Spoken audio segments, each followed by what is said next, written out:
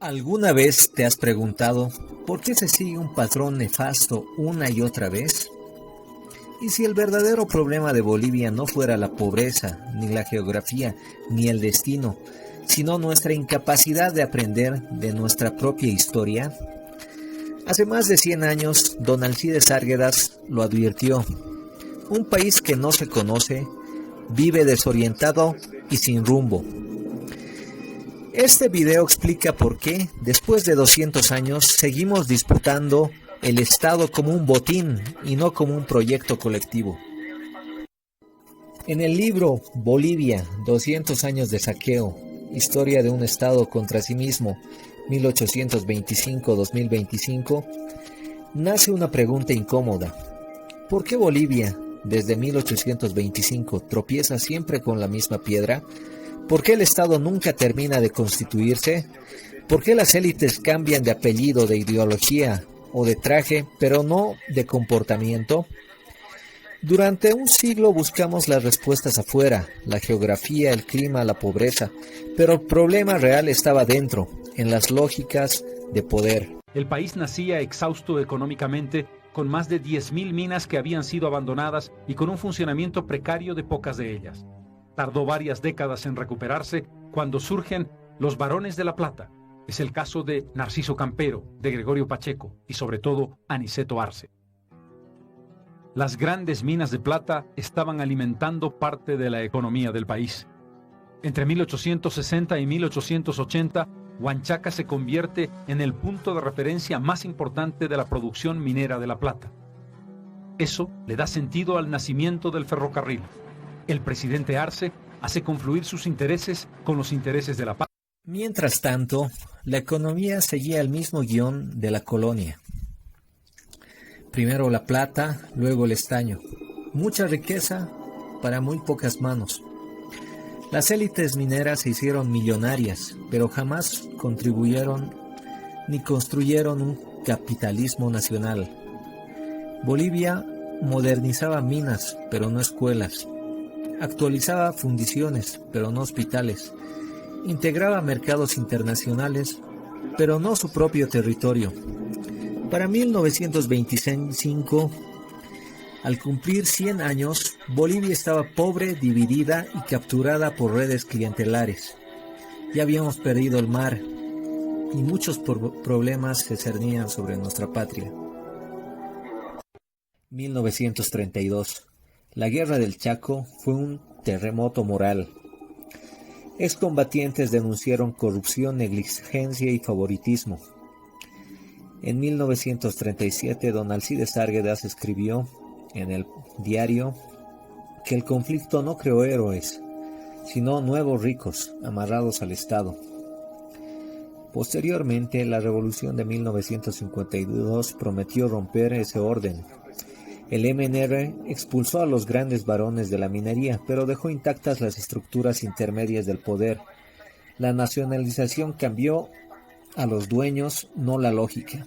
De ahí emergieron los mineros medios y burócratas, que con el tiempo se convertirían en las nuevas élites.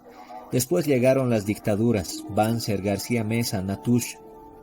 Con ellos vinieron escuadrones de la muerte, narcotráfico y pactos oscuros entre militares, banqueros y empresarios. La democracia pactada de 1985 al 2005 ofreció estabilidad, pero administró el país como un club de accionistas. Las privatizaciones transfirieron recursos públicos a grupos privados. El Estado dejó de producir, pero nunca dejó de pagar. Era el mismo patrón del siglo XIX, ahora con traje, corbata y un discurso de modernización. El 2 de agosto se produce la reforma agraria y se anuncian batidas y bochinches en todo el país. Hemos visto desfiles increíbles con gente armada de máuseres y piripipí que tiraban porque sí.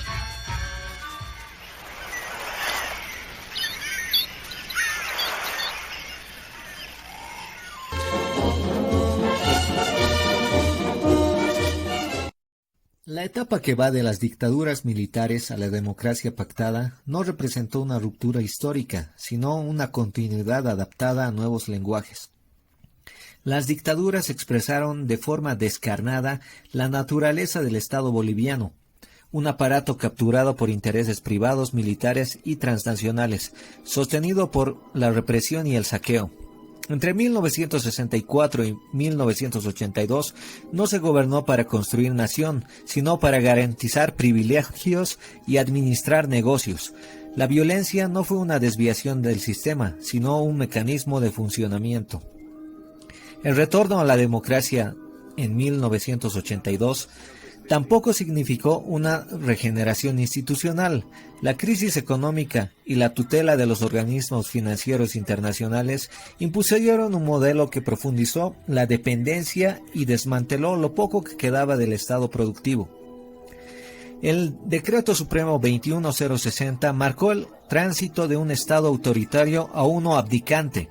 Se entregaron empresas estratégicas, se destruyó la minería estatal y se legalizó la transferencia de riqueza pública a manos privadas. La democracia pasó a ser un procedimiento electoral sin soberanía económica ni proyecto nacional. La democracia pactada consolidó una renuncia histórica. Los partidos se transformaron en intermediarios del poder económico, rotando en el gobierno sin alterar el modelo ni rendir cuentas. El Estado dejó de representar al conjunto de la sociedad y se convirtió en garante de la impunidad, la fuga de capitales y la desigualdad estructural. Así, Bolivia llegó al umbral del Estado plurinacional no por convicción ideológica, sino por agotamiento histórico, con instituciones vacías, élites sin responsabilidad nacional y una sociedad hastiada de un Estado que, una vez más, había gobernado contra sí mismo. La economía tiene que ser manejado con mucha honestidad y con mucha seriedad. El día de ayer, tú me cantas, pedimos una audiencia. Pido que me ayuden a trabajar y a transformar nuestra querida Bolivia para que... Esta es la casa del capitán Manfred Reyes Villa. Y esta. Y muchas otras más. I remember the tension. And then there was the sense as the night went on that we were going to pull it out. That it would stay contested, but that it looked like we won. I think he's good at being president. And I feel very strongly that he was the best candidate in the race by far. And the best person for running the country. Bolivianas y bolivianos, buenas noches. Bolivia está en una encrucijada. Indigenous protesters. So how do you feel now about getting Goma elected?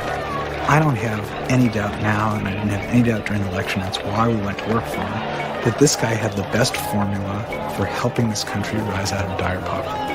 But don't you think it was dangerous to have a leader in office who didn't have majority support? Because all they're telling you is what people are thinking, and they're trying to show you how to change the perception.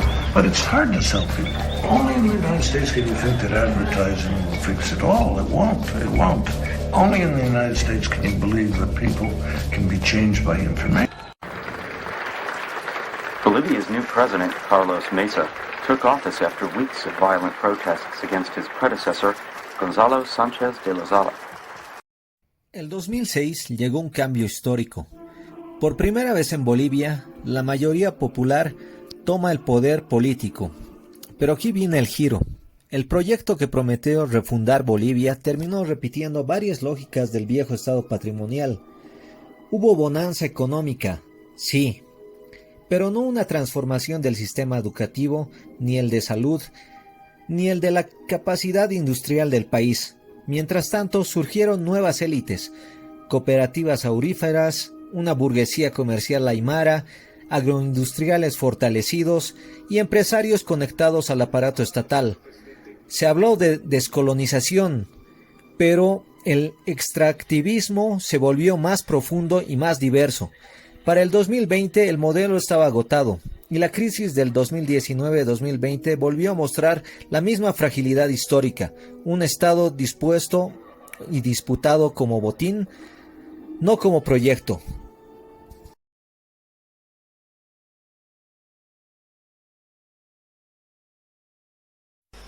El Isiboro Sécure es un área protegida desde 1965.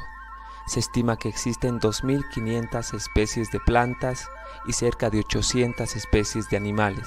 Ante la indiferencia estatal, deciden caminar hasta la sede de gobierno para ser escuchadas. Sin embargo, la invasión de colonizadores cocaleros continuó en el Tifnis, por lo que fue necesario para los indígenas el establecimiento en 1992 de un acuerdo con los colonos, por el que ceden a estos la parte del territorio ya ocupado, a condición de que respeten el límite territorial que se denominó Línea Roja. Este acuerdo fue firmado por Evo Morales, entonces dirigente de las comunidades cocaleras del área. No obstante, el mismo no se cumplió y la población cocalera creció exponencialmente en el área. Anunció el año 2008 la construcción de la carretera Villa Tunari-San Ignacio de Mojos, que permitirá el avance de los asentamientos cocaleros hasta el corazón del Tifnis. Estas fueron objeto de hostigamiento sistemático y se les impidió el acceso a alimentos y agua por parte de colonizadores.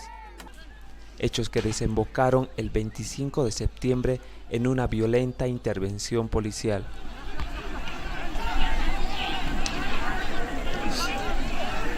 Quiero decirles, quieran o no quieran, vamos a construir ese camino y en nuestra gestión vamos a entregar el camino Cochabamba-Beni, Villa Tunari y San Ignacio de Mojos. ¿Qué va a pasar, compañero? ¿Qué va a pasar, hermana? Después, los colonos van a entrar, van a estar parceleados todo, porque los colonos son ambiciosos de la tierra. Paran andando vendiendo la tierra en este territorio. Así es. Hay que pensar, hermano, al futuro. Yo pienso eso. Yo no estoy de acuerdo, señor. ¿Qué? No a la carretera, porque... Después de 2 siglos, la tensión sigue siendo la misma. Primero, una sociedad culturalmente poderosa, resiliente, creativa, capaz de resistir dictaduras, guerras y crisis. Y segundo, un Estado débil, cooptado, sin visión de largo plazo, usado como plataforma de intereses particulares. El problema no es el gobierno específico, es el molde donde todos los gobiernos han caído. Entonces, ¿todo está perdido? No, este no es un libro pesimista. Y este video tampoco. La lectura propone algo más duro y más honesto. Para construir un país distinto necesitamos entender primero la maquinaria que nos mantiene atrapados. Solo reconociendo el patrón podemos romperlo. Y la pregunta final, la que este libro quiere dejarte en la cabeza, es simple pero decisiva. ¿Cómo construimos un Estado que, por primera vez en 200 años, esté a la altura de su pueblo? Gracias.